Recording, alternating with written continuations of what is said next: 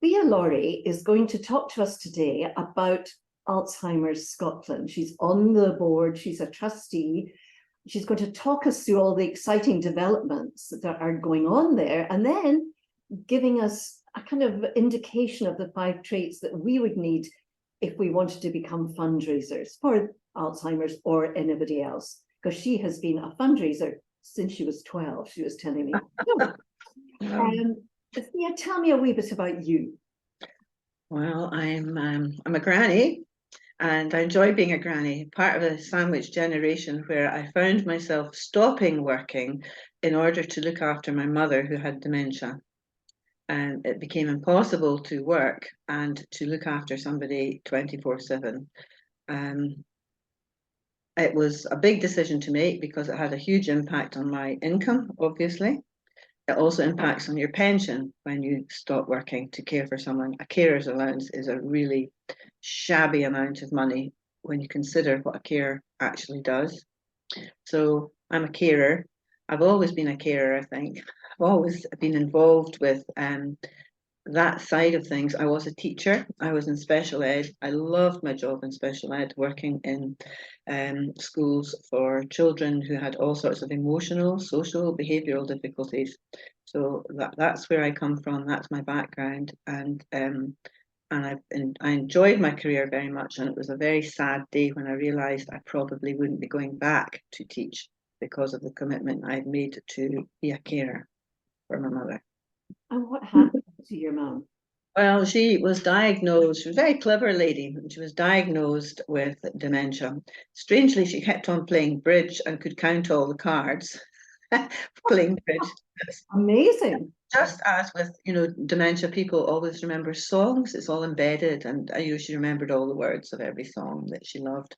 But these strange things were happening around her life as she little chinks of forgetfulness and an inability to cope. And while my father was alive, and he was actually 15 years older than my mum, but while he was alive, he kept her going and reminded her when it was time to have lunch, or that they'd already had lunch and don't have lunch twice.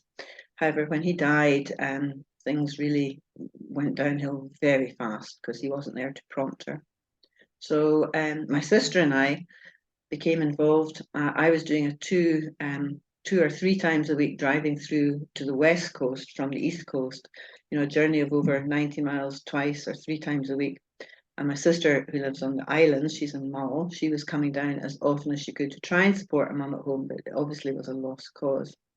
And I think the turning point in my later part of my life was when my husband actually asked me, "What's your address this week?" Because I wasn't at home. I was back and forwards. And it was he who actually suggested, let's build a granny flat.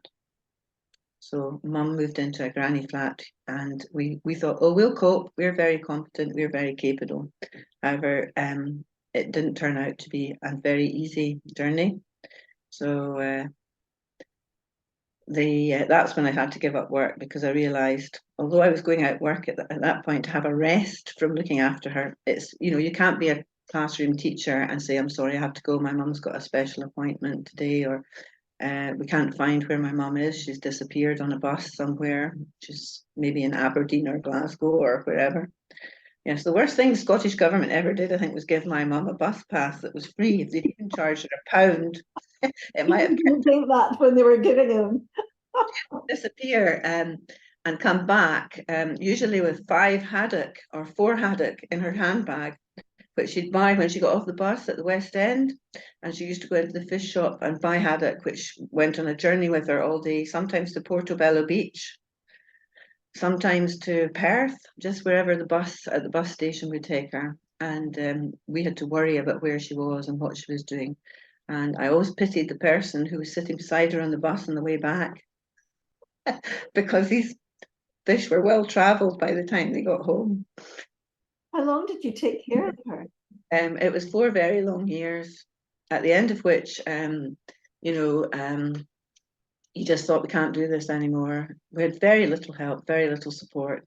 And we thought, as an extended family, we did a jolly good job doing everything we possibly could. But you have to eventually say, it's like the football analogy was, you had played the the full match, you'd played the 90 minutes, you'd done extra time, you were on a penalty shootout, and nobody was saying stop. Nobody told us to stop. We just thought this was something we had to keep going. And you wanted to keep going, but you realized it had become impossible. And we sort of entered, we just latterly, we found out about this organisation called Alzheimer Scotland. And we found out, and through, they have a helpline, which is a wonderful thing, Ros. It's a 24-hour helpline, which I called at the time a lifeline. And you can phone them up and ask questions. And they pointed us in the right direction of where to go for help, how to get support, because you just don't know it's out there. And more importantly, you don't know the questions to ask, who do you go and see? Do you go to a GP? Do you phone up some, what? So Alzheimer Scotland came into my life when we were really struggling, really trying very hard to cope and do something which should have been a lot easier than it was, but it wasn't easy.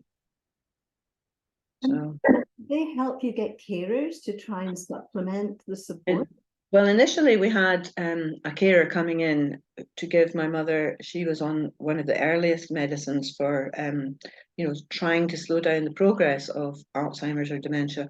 And this lady had to come in once a day and give my mum Aricept, which is, widely prescribed, but there are not actually so many improvements and, that there are other drugs to try and many other routes to try as well, to slow the progress down. So she was coming in because, when my mother was being given the medication from me, the part of the confusion was in her own head was this medication was causing the problem to her memory and her ability to cope with everyday, functions. So the medicine had to come from somebody else and not from her daughter. So yes, that was the start, someone coming in to give her the medication, and then of course to do personal care, because that became an issue as well. But it got to the point where she was doing not sleeping, turning night into day, and you can't cope with that. Yeah. One of the reasons we don't we never oiled our gate, which creaked, was, at 2 o'clock in the morning, if you heard the gate creaking, you knew she was coat on and heading off somewhere. So sleeping with 50 I think it's a familiar story to anyone who's got experience of looking after someone with dementia. There's nothing new in this story. It's a very common story.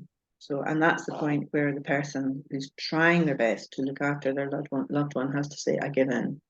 You have to wave a white flag and say, I surrender, I can't do. And that's really, really hard. That's really, really hard to do that. And the day that I think the worst day in my life ever was the day I drove my mother to have her go into what was called an assessment unit. And I had to hide her suitcase in the car. I had to take her in. I took her in first, and the first thing they said to me at the door of this place was, where's her suitcase? And she looked at me, and I looked at her, and it was just the worst moment ever, because she knew I was handing her over. And it was heartbreaking. It really was.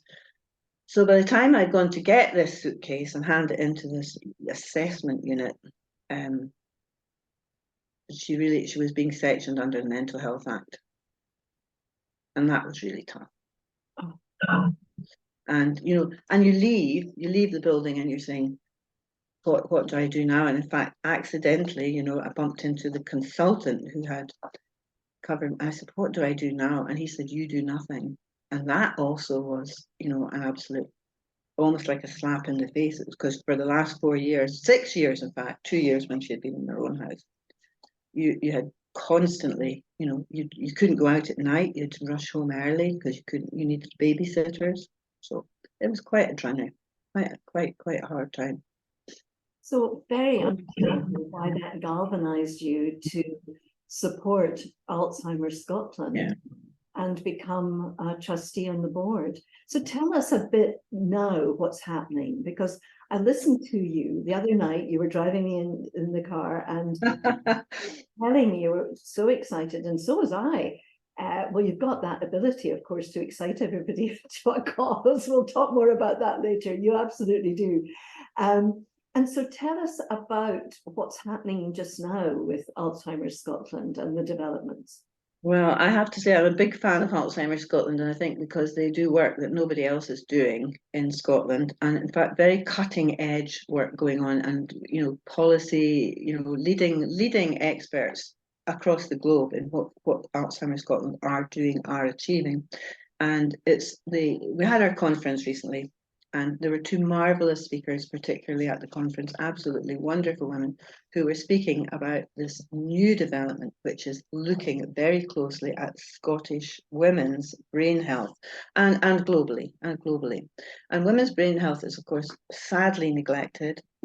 People are very buzzwords just now are health inequalities, and one of the biggest health inequality,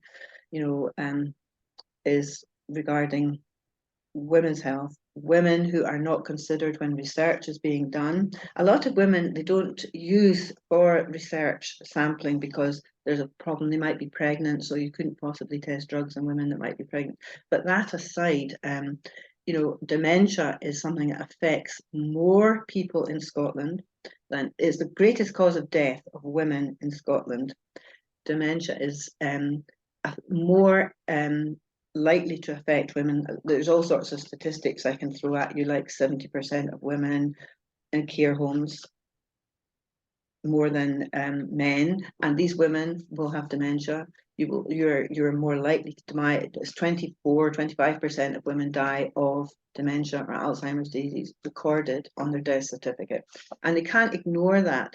And the very positive thing that's happening just now is dementia used to be almost a dirty word that was whispered. Dementia was a scary thing, and now, thanks to a lot to do with the good auspices of Alzheimer's Scotland, this positive research that's being done and positive action that's being taken is looking at brain health, starting in primary schools, where they're rolling out programs called STARS, which is all about teaching children to look after your brain, teaching children that you can actually affect your health, diet, all the classic things of diet, and teaching teenagers that smoking and alcohol, obesity, all affect your chance to avoid lots of illnesses, including especially dementia.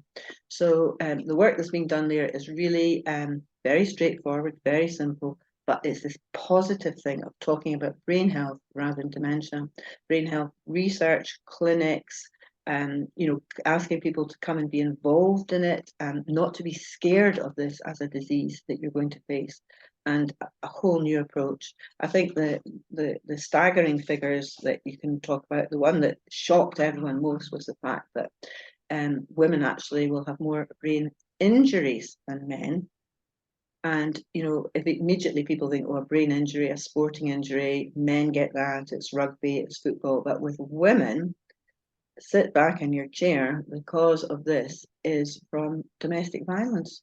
And although the statistics, they reckon there are more women with brain injuries than men, and it's caused by some form of domestic, that's staggering. How can that be true? And of course, that won't be an exact figure, because how many women do you know report that the domestic violence is, and it's not recorded properly. So that's all very positive in terms of opening up to that, realizing that this is happening, and let's crack on with this. And women's brain health is a really important issue. And the final thing I would say about it is, despite Alzheimer's Scotland's best efforts, there's this whole chunk that's just not there. In Scottish government has fantastic policies on dementia. Everyone will say, well, it's not actually in practice because you have to wait so long for a diagnosis. But the most important thing is it's not included in the Scottish Women's Health Plan yet. So that has to happen. Scottish Women's Health Plan and strategy is a lifelong policy for the government to follow. It's fantastic, but how can it exclude the illness, the disease that most affects most women in this country? It must be included, is my current request. Well, I think that's absolutely wonderful to hear. I think what I love about that is brain health is so much less scary than dementia, Alzheimer's. Tell me, I'm a psychologist and used to do a lot of questionnaire work with people who were suffering, we thought, either brain damage or was it Alzheimer's dementia. Tell me, for us, update us the difference between Alzheimer's and dementia. Well, I think if you look at all of Alzheimer Scotland's work on this, they'll say it's an umbrella name. Alzheimer's research covers all forms of dementia, from Lewy body syndrome to vascular dementia to Korsakoff's disease, which is alcohol related. The difference is, well, to answer your question, there are many people who do not get a correct diagnosis. There are many people, I mean, my mother was never correctly diagnosed. The consultant just sort of said, oh, she's got some form of dementia, you know, and that was it. But now you will be seen by a GP, you will be referred, and you will get a more accurate. But the implications, a lot of people will have two forms of dementia, like a lot of people say, oh, they have vascular dementia and Alzheimer's disease. I'm not qualified to say that, how to answer your question correctly. I'm glad that there's that differentiation. That really, I think, helps hugely. So if somebody wants to be a fundraiser for this gorgeous organization, or indeed any other organization, I just always hold you on the pinnacle of being fundraiser gold standard. What are the traits that a good fundraiser should have? Well, you need to have lots of friends, Ros. That's the first thing you need.